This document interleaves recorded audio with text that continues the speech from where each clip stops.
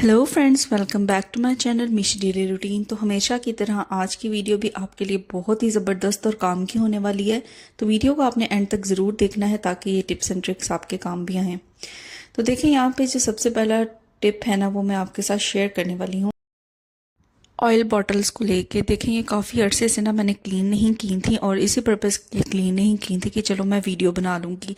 आप देख सकते हैं कि इस तरह की बॉटल्स आजकल बहुत ज़्यादा इन है और हम इनका यूज़ करते हैं। लेकिन क्या होता है कि जब भी हम इसके अंदर कोई भी चीज़ फ्राई करने के बाद ऑयल ऐड करते हैं ना, तो जो भी उसके अंदर इस तरह से रह जाते हैं पार्टिकल्स, वो नीचे ऑयल की बेस पे आ जाते हैं। और इसको सिंपल स्पंज से हम क्लीन कर नहीं सकते क्योंकि इनकी जो नोज़ल होती है ना, वो बहुत ज़्यादा ना छोटी होती है।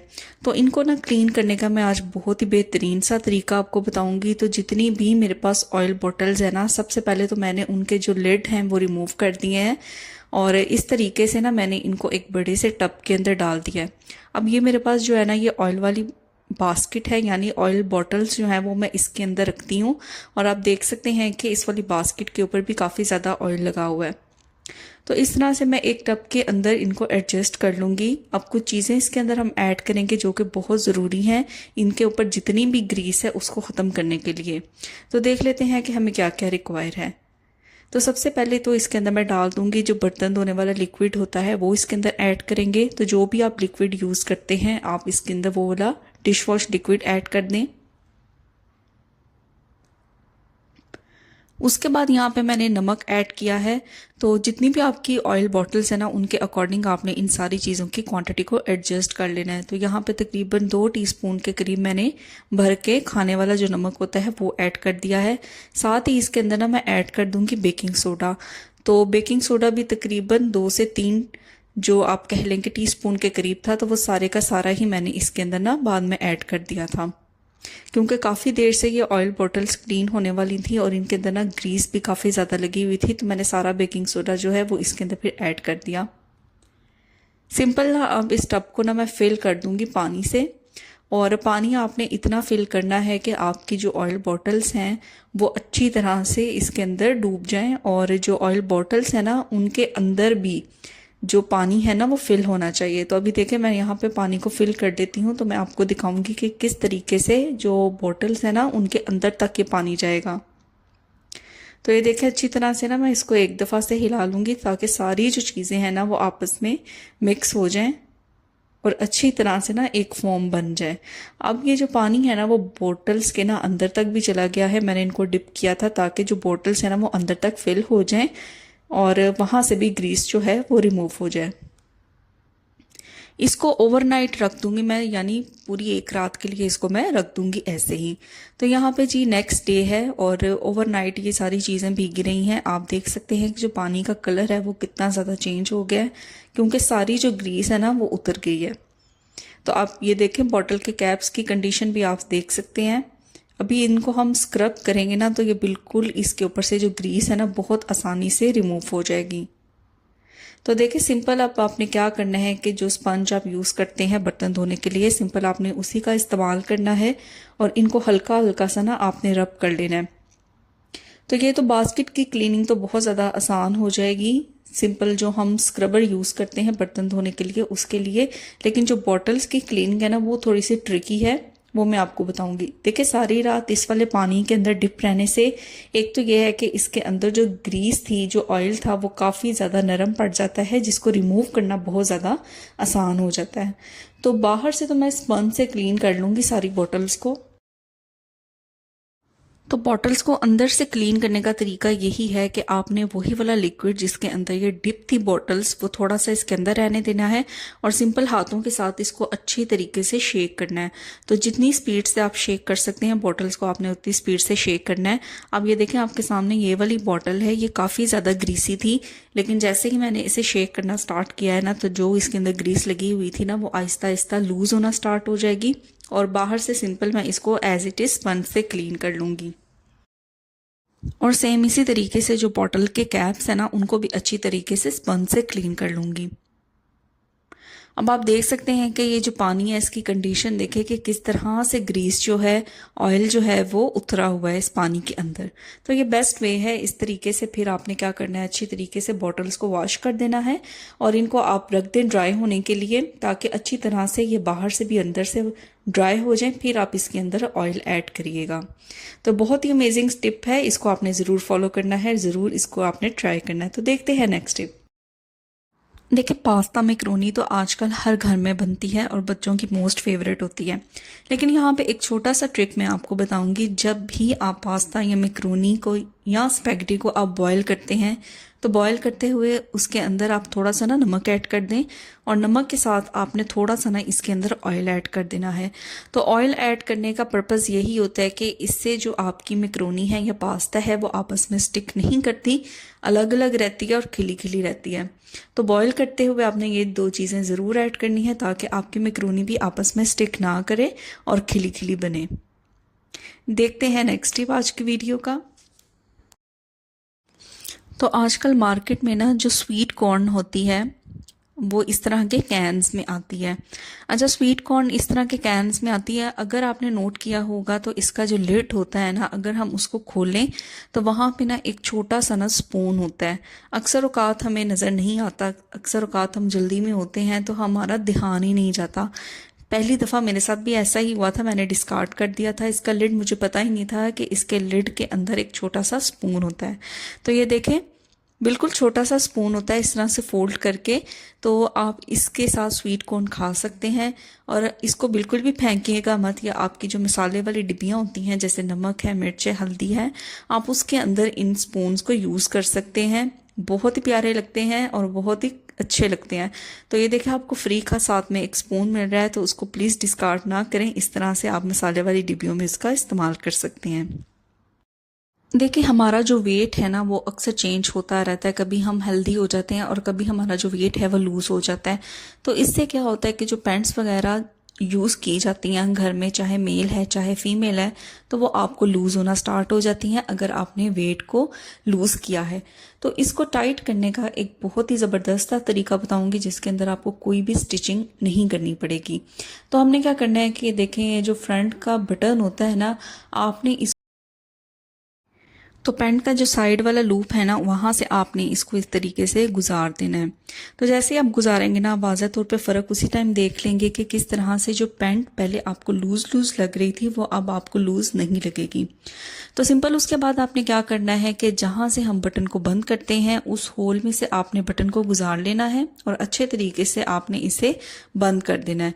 अब आप पैंट पहनेंगे तो देखिएगा आपको बिल्कुल भी लूज़ नहीं लगेगी, आपको बिल्कुल फिट आएगी। तो है ना ये कमाल का तरीका, जिसमें बगैर कोई स्टिचिंग किए, बगैर कोई टांका लगाए आपने पैंट का जो साइज है उसको एडजस्ट कर लिया है। तो देखते हैं आज की वीडियो का नेक्स्ट टिप कौन सा है। देखिए, जब भी हम फार्मेसी या मेडिकल स्टोर से मेडिसिन लेके आते हैं तो उसकी आपने डिब्बी के ऊपर नोट किया होगा, इतनी छोटी छोटी राइटिंग होती है कि उसको आम आंख से पढ़ना बहुत ज़्यादा डिफ़िकल्ट हो जाता है। लेकिन उसके ऊपर कुछ ऐसी काम की इंस्ट्रक्शंस और डायरेक्शंस लिखी होती हैं जिनको पढ़ना बहुत ही ज़्यादा ज़रूरी होता है। तो यहाँ पे मैं आपको ना आज छोटा सा एक ट्रिक बताऊंगी, जिससे आप बगैर आंखों पे जोर डाले आसानी से इस छोटी छोटी राइटिंग को पढ़ सकते हैं। तो देखते हैं कि जी हमें उसके लिए चाहिए क्या। तो देखिए, हमें उसके लिए सिंपल चाहिए मोबाइल फ़ोन। आपने मोबाइल फ़ोन का यूज़ करना है और मोबाइल फ़ोन का यूज़ करते ही आप इस सारी राइटिंग को आसानी से पढ़ सकते हैं कि इसके ऊपर क्या इंस्ट्रक्शंस लिखी हैं। तो सिंपल आपने क्या करना है, मोबाइल का कर लेना है कैमरा आपने ऑन। तो कैमरा ऑन करने के बाद आपको जो भी पार्ट जो मेडिसिन है उसका रीड करना है डिब्बी के ऊपर, आपने उसकी एक पिक ले लेनी है। तो ये देखें, ये वाला पार्ट मुझे रीड करना है तो मैंने इसकी पिक ले ली है।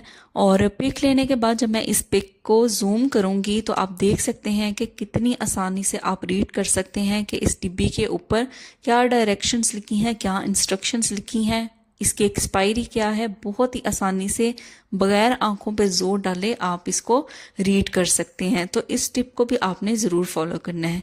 तो बढ़ते हैं नेक्स्ट टिप की तरफ। देखिए, जो मेरा नेक्स्ट टिप है ना वो इस तरह की बास्केट को लेके है। तो ये वो वाली बास्केट है जिसके अंदर मैं अपनी ऑयल बॉटल्स रखती हूँ। तो आप देखिए, ऑयल बॉटल्स को इसके अंदर ज़्यादा देर तक अगर हम रखें और ऑयल की बॉटल्स को यूज़ करते हैं तो थोड़ा बहुत ऑयल जो है वो बॉटल्स में से गिर के इस वाली बास्केट के अंदर इकट्ठा होता रहता है। तो आप देख सकते हैं कि इसकी बेस के ऊपर कितनी ज़्यादा ग्रीस इकट्ठी हो गई है। तो इसका एक सोल्यूशन तो मैंने वीडियो के स्टार्ट में आपको बताया कि किस तरह से आप क्लीन कर सकते हैं इस बास्केट को और ऑयल बॉटल्स को।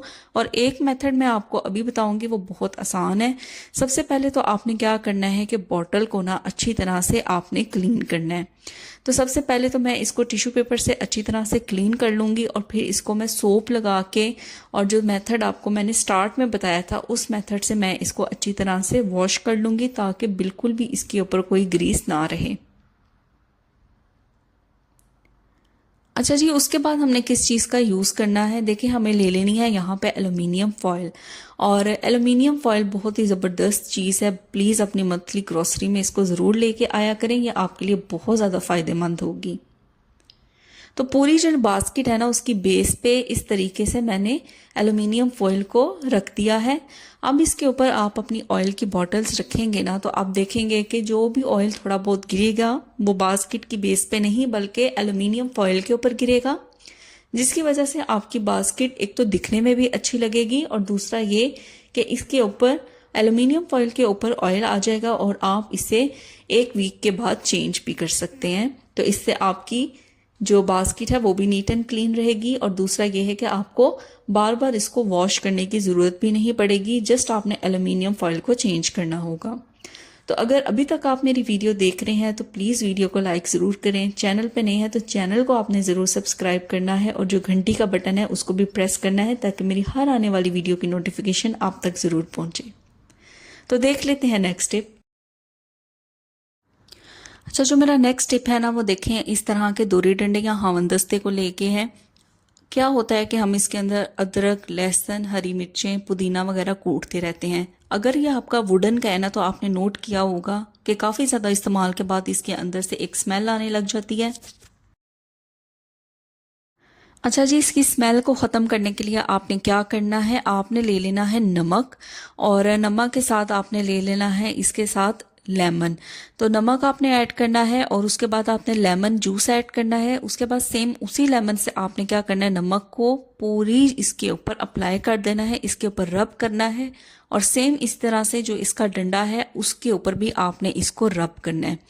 और रब करने के बाद आपने इसको छोड़ देना है ऐसे ही तकरीबन 30 मिनट के लिए मैं इसे छोड़ दूंगी, क्योंकि जो लकड़ी होती है ना उसके अंदर ये एबिलिटी होती है कि वो स्मेल को बहुत ज़्यादा जज़ब कर लेती है।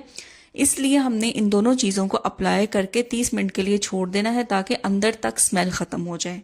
तो यहाँ पे देखें 30 मिनट हो चुके हैं। अब सिंपल हम क्या करेंगे, जो लेमन का छिलका है इसको रिमूव कर लेंगे और जिस तरह से हम बर्तनों को वॉश करते हैं सेम उसी तरीके से हम इन दोनों चीज़ों को वॉश कर लेंगे।